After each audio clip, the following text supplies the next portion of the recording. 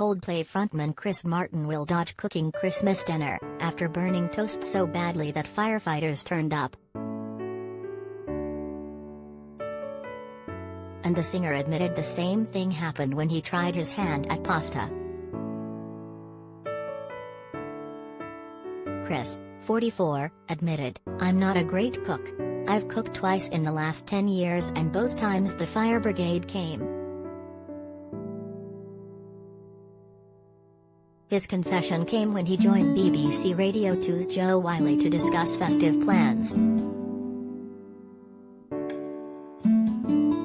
He went on, "I'd like to send a shout out to them in North London Fire Department who've saved me twice. The second time they came and said, 'Have you been cooking again?'"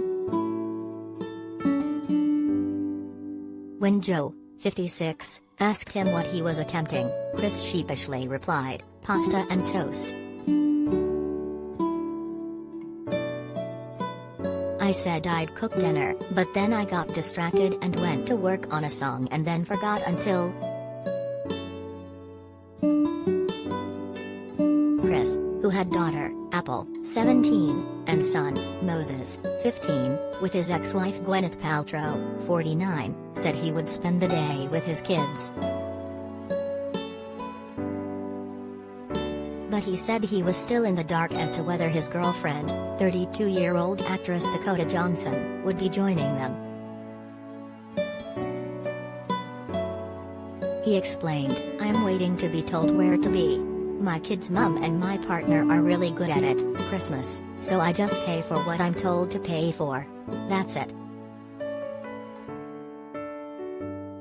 Chris and Gwyneth announced they had consciously uncoupled in 2014 but have remained close.